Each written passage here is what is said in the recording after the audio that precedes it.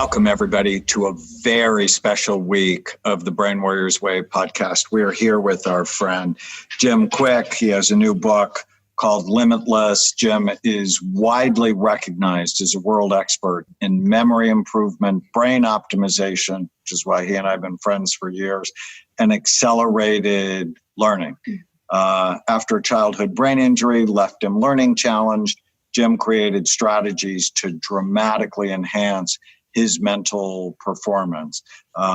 He's the host of the top education training podcast, Kwik Brain, and an instant New York Times bestselling author of Limitless, Upgrade Your Brain, Learn Anything Faster, Unlock Your Exceptional Life. So before we get started, if you learned faster, if you could remember things better, how would your life be different? I want you to think about that now. Jim, welcome, my friend. The middle of a pandemic. Thank you for taking your time with us. It's so wonderful to see you both, and also thank you, everybody. It's great to be back on your show, and I love you both so much. You've been on not only my podcast, you've been on my stages, and love you both so much. Thank you for the great work you do, and thank you everyone who's joining us. Oh, we miss you. So talk to us about Limitless and why you wrote it. And then you have a concept that actually goes, I think, close to the end of mental illness, which is the evil ruler. Yeah. Is that if I was an evil ruler and I wanted to create mental illness around the world, what would I do? Yeah. And right. So I think the villains may actually have a similar mission. Yeah, the concepts in this book are fantastic, especially for right now. They're just so poignant for the time. So I really like it. Yeah, no, I really appreciate that. This is after 28 years of teaching this is my very first book. And it was interesting because our publisher asked us if we wanted to move the publication date.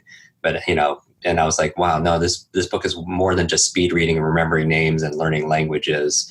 It's how to study and stuff. It's really about managing your mind in times of crisis. It's about getting back your productivity and your flow while you're working from home. It's about supporting your children if they're not in school, teaching them how to learn. It's about learning new skills and strategies, subjects if your work is being disrupted or you lost your job and you have to retool. And so, so we're really excited about this book. And also we're donating 100% of the proceeds to charity to build schools for children in need who don't have access to education, healthcare, or clean water. Oh, that's fantastic. Thank you. So the title Limitless is, it's not about being perfect, but it's about progressing beyond what you currently believe is possible. And this book in the beginning was all about methodology. It was all about how to do those things, the speed reading and the memory that we've discussed in the past podcast episodes with you. But I asked myself before I submitted the book to my publisher, before I hit send, I said, well, 100% of the people who read this book cover to cover, will they get the results they're hoping for? And my honest answer was no. And that was a little disturbing for me as a creator, as a teacher. And it made me reevaluate what keeps people from doing what they do. A lot of people know what to do, but they don't do what they know. And I know in a conversation we're going to have is about motivation, human motivation, in terms of why do people know that they should prioritize their sleep, why they eat these good brain foods, why they know they should meditate and manage stress, but they don't always do it and follow through. So I know we're going to talk about that in one of these episodes. But the reason why I feel like this is such a necessary book right now, as you mentioned, is because of technology. And I'm pro technology. It allows us to communicate as we are right now. It's amazing. And technology is not necessarily good or bad. It's just how it's used. Right. Like fire is technology, and fire could heat your home, or it could burn down your home. It could cook your food, or it could do some devastation also as well. And I feel like now, and I know the two of you are hyper aware of it, is just the effect technology could have on the human brain. And the four supervillains, like why now, is because technology, maybe it doesn't cause, but it certainly amplifies some of the challenges that we're dealing with right now that hold us back.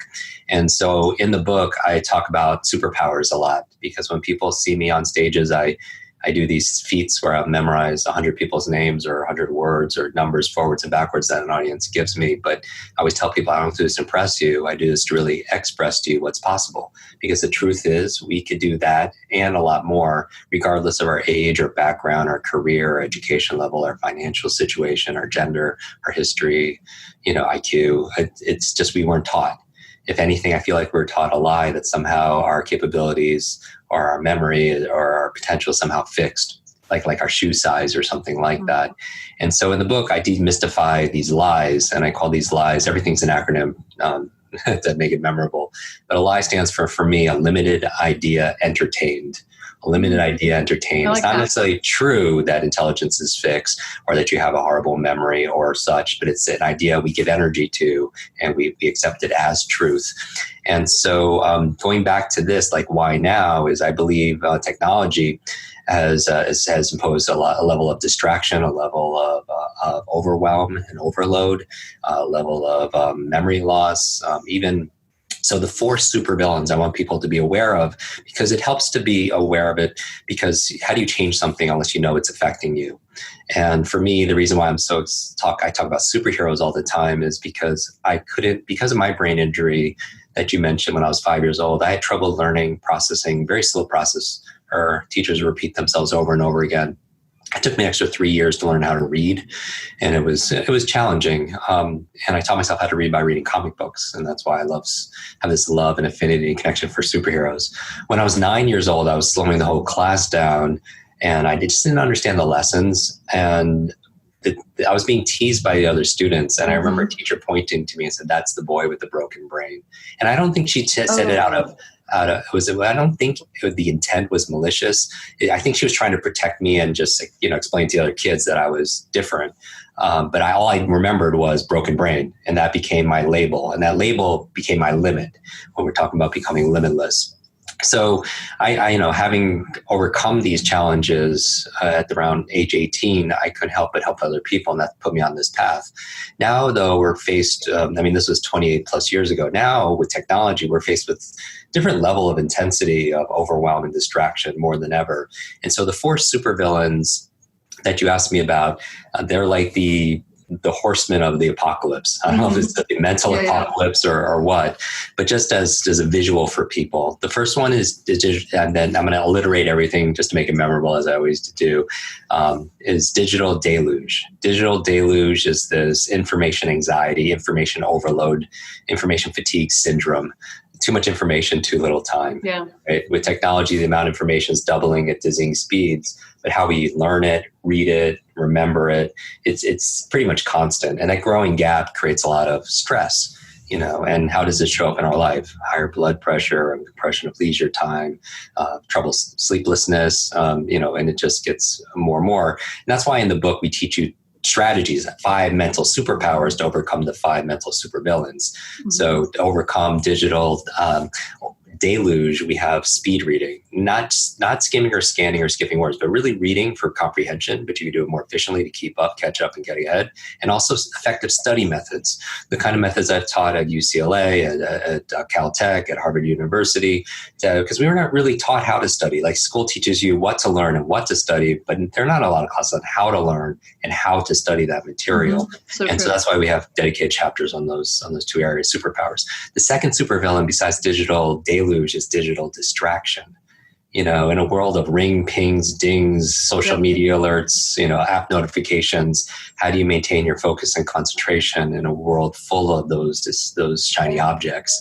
And so that's why we do a whole chapter on the power of focus and concentration. The third supervillain, besides digital deluge and digital distraction, is digital dementia. Where we're outsourcing. I love that. We're outsourcing our memory to these external memory devices. We're not learning. Yeah. Right. And we don't have to retain anything nowadays. It keeps our calendars, it keeps our to-dos, it keeps phone numbers. The fact that we don't know people's phone numbers that are so close to us is a perfect example and proof of what you're saying. Exactly, of this digital dementia. It's just the high reliance on technology. And not that, think about how many phone numbers we used to know. Right. All of them. Exactly. but I'm sure there's someone you call or text every single day. But if you didn't have your phone, and people would argue that, oh, why do I need to remember that? I don't want to memorize 200 phone numbers. And honestly, neither do I. And I get that question when I speak at Facebook or Google, and they created a search engine for that. Like, why do I need to remember all this? And I just equate it to a lot of the physical metaphor that if you relied on technology to take you 5 blocks and not walk it, if you just relied on an elevator instead of taking the stairs, like if I put my arm in a sling for 6 months, it won't get stronger. It's like working a muscle. Exactly. It wouldn't stay the same. It would atrophy. And I feel like our high dependence on it's not that I want to memorize 200 phone numbers, but it should be concerning that we've lost the ability to remember one, or a conversation we just had, or something we were going to say. Or, I believe 2 of the most costly words in life sometimes, or especially in business, are I forgot. I forgot to do it. I forgot to bring it. I forgot the meeting. I forgot what I was going to say. I forgot the conversation. I forgot that person's name. It just goes on and on. So digital dementia is that high dependence and reliance on external memory devices. And because I want to be people who memory fit. And then the 4th supervillain, besides digital deluge, digital distraction, and digital dementia, I just coined just a term to make it fit, honestly, digital deduction. And digital deduction it's interesting because working with the amount of children that I work with, especially now with everything that's going on online, is that children don't have to learn to think anymore because they have technology. It does the thinking for you. And digital deduction is basically saying just similar to digital dementia, where you're relying it as an external memory device. Digital deduction is you're relying it on to do the thinking for you, meaning it tells you what to think, and you don't have to use that. You don't have to use. So children right now, they don't have the analytical ability of previous generations. They can't deduce. They can't reason. We're having trouble even now applying logic or critical thinking. Besides the fact that these aren't classes taught in school, like on how to solve problems, how to make a good decision, so how to be more creative. Yeah. So just as we have a chapter on focus, on memory, on speed reading and study, we have a whole chapter on critical thinking skills. I love that. So when we come back, let's actually talk about the superpowers that corral these villains. We have so much to talk about. I'm so excited to have you on the Brain Warriors Way podcast. And, for those of you listening, if you could get rid of these villains, how would your life be different? Post it on any of your social media channels and tag the Brain Warriors Way podcast, but also tag Limitless, which is available online where you can get at the moment, but in bookstores, hopefully as soon as they open. Stay with us. If you're enjoying the Brain Warriors Way podcast, please don't forget to subscribe so you'll always know when there's a new episode.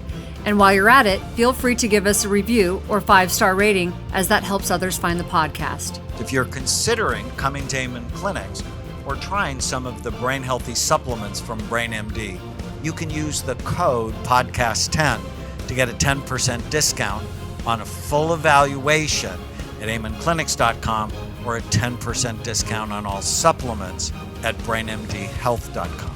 For more information, give us a call at 855-978-1363.